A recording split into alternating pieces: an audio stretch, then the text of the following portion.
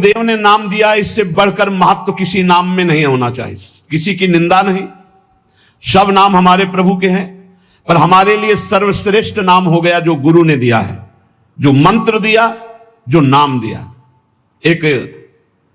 एक आंतिक में आए और बोले हम कुछ 2-4-6 महीने से हम आपके शिष्य हैं, मंत्र ले लिया है। स्वप्न में एक महात्मा आए और उन्होंने हमको और मंत्र दिया है, तो अब तो हम समस्या में फंस गए कि आपका दिया गुरु मंत्र जपें या स्वप्न में कोई और महात्मा आए थे उनका दिया जपें, क्या करना चाहिए। हमने कहा तस्मात् शास्त्रम प्रमाणम।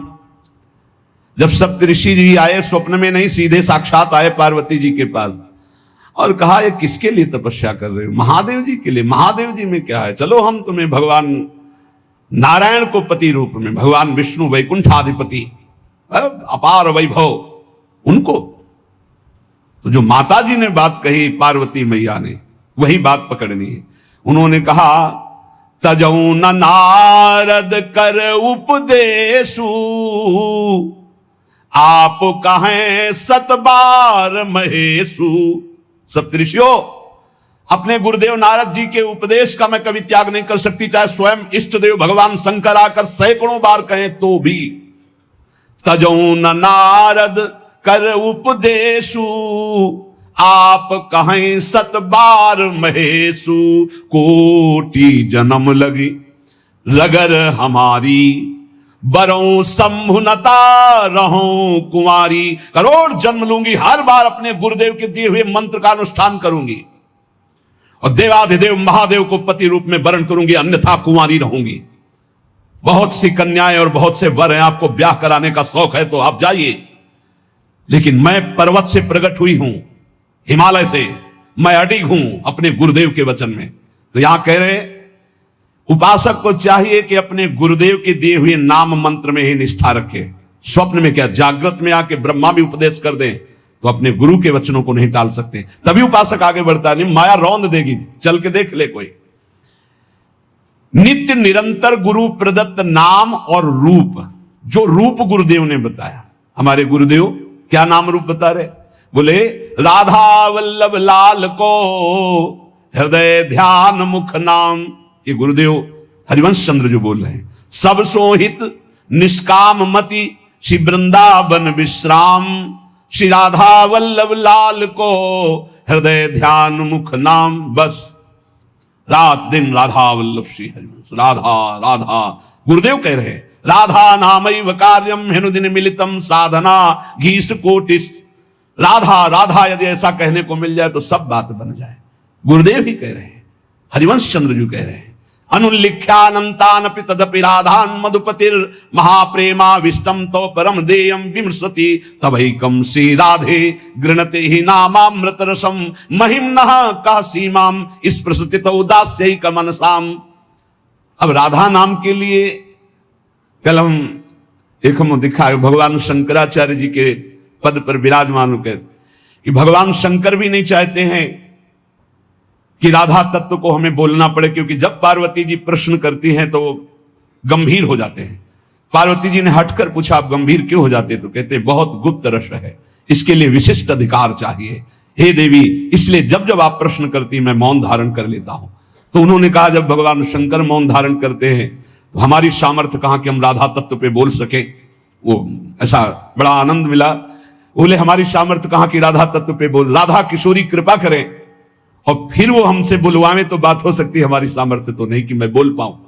ये बड़ा ही गूढ़ रस है। जब तक रसिक महापुरुषों के द्वारा दी गई सांगो पांगो उपासना नहीं की जाती तब तक प्रियालाल के प्रेम सुना भी। ब्रह्मानंद में 1 लगाकर 1700 परार्ध गुणा किया जाए तो जो श्यामा श्याम से सुख मिलता है वो लव मात्र होगा। ब्रह्मानंद लव मात्र होगा, गुणा करने पर जो संख्या आएगी अपार सुख मिलता है प्रिया प्रीतम में। ऐसी प्रिया प्रीतम की प्राप्ति के लिए जो रसिक गुरुदेव ने नाम दिया है, मंत्र दिया है, रूप दिया है, उसी में हमें स्थित रहना है। देखो, मन को एक सच्चिदानंद में लगाना है। माया क्या करती, भटकाव बनाए रहती है, ये विक्षेप पड़ता रहता है। अब मन इसमें नहीं लग रहा है, उसमें चलो, उसमें चलो, ये इसकी चाल है। हमको सांगो पांग उपासना पकड़ लेनी अपने गुरु प्रदत्त, अपने आचार्य प्रदत्त। चौथा, समस्त इंद्रियां भोग विलास के लिए लालायित रहती हैं, सबकी। अब इनको भोग देना भी है, बिना भोग के, बिना विषय के जीवित नहीं रह सकते। शरीर चलाना है, सेवा धर्म पूर्ति करनी है, पानी पीना भी विषय है, अन्न पाना भी विषय है, देखना भी विषय है, सुनना भी विषय है, सब विषय के अंतर्गत आता है। तो यहां अपनी इंद्रियों से जो विषय ग्रहण करना है वो भागवती करना है। जैसे हमें पानी पीना है तो प्रभु को अर्पित करके राधा वल्लभ लाल की जय, और फिर भावना करो हृदय में प्रभु विराजमान है, जलपान करो। भोजन भोग अर्पित किया, भगवत स्वरूप प्रसाद, हम प्रसाद पा रहे हैं। वस्त्र प्रसादी, सुनना भगवत विषय, देखना भगवत भाव, बोलना भगवत संबंध से, हर इंद्रियों के विषय को हमें भगवत संबंध से युक्त कर लेना है। यदि भगवत प्राप्ति करनी है, भगवत प्रेम प्राप्त करना है, तो पहला चरम लक्ष्य, मुझे इसी जन्म में भगवत प्राप्ति करनी, भगवत प्रेम प्राप्त करना है। दूसरा बुद्धि का पूर्ण समर्पण अपने आराध्य देव श्यामा श्याम में। तीसरा गुरु प्रदत्त नाम रूप लीला गुण सेवा उपासना सांगोपांग गुरु प्रदत्त। चौथा समस्त इंद्रियां भगवत संबंध से युक्त। जब हम स्वसुख वांछा से युक्त होकर कोई भी विषय सेवन करते हैं, वो भगवत विमुख हो जाता है। जैसे हम कोई सूंघा वस्तु और प्रभु के संबंध से युक्त नहीं, ये स्वसुख वांछा से युक्त सूंघना, ये बंधन कारक हो गया। ये राधा वल्लभ लाल जी का प्रसादी इत्र, अच्छा फूहा, कितना अब ये भक्ति वर्धक होगा, पाप नाशक होगा और आपके हृदय में आह्लाद। कोई भी क्रिया भगवत विमुख नहीं होनी चाहिए। हमारी प्रत्येक चेष्टा भगवत संबंध के लिए है।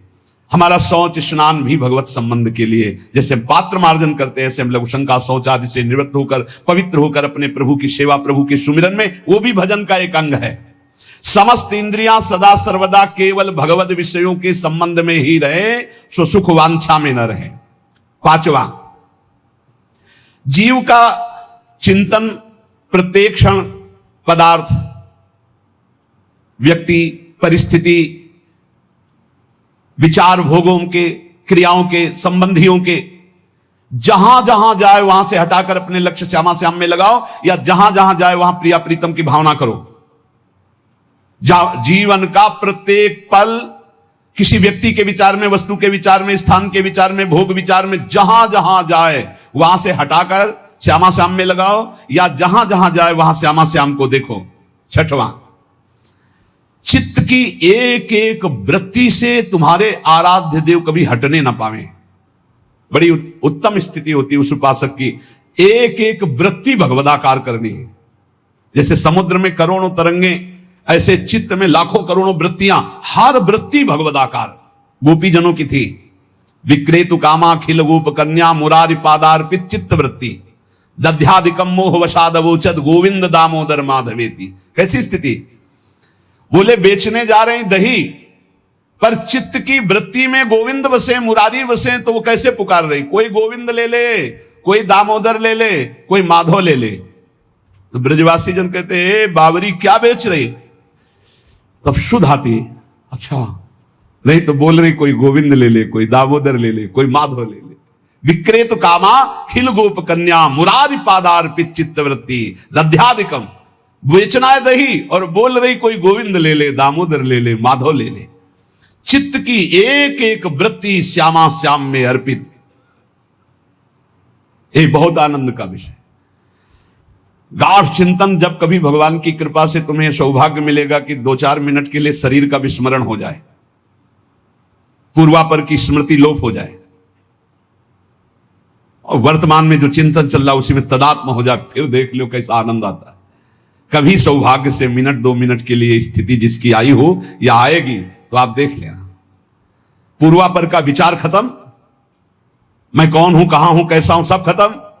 केवल स्मृति, मात्र स्मृति, भगवत स्मृति, प्रिया प्रीतम की स्मृति। उस समय जो आनंद, उसका वर्णन नहीं हो सकता।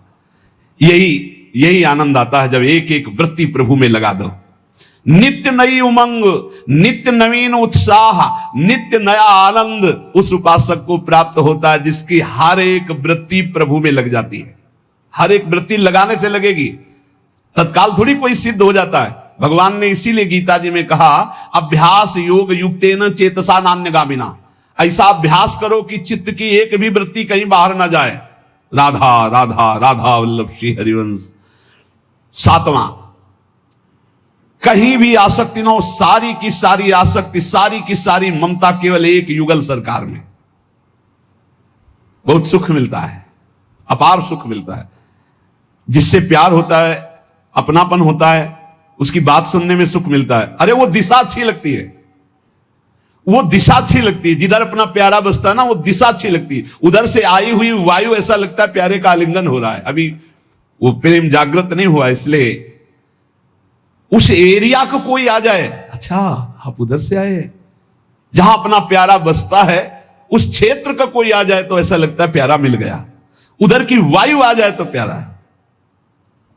जहां प्रीतम जी देश की प्यारी लागे पौर, जिधर प्रीतम बसते उधर से यस्या कदापि वसनांचल खेलनोत।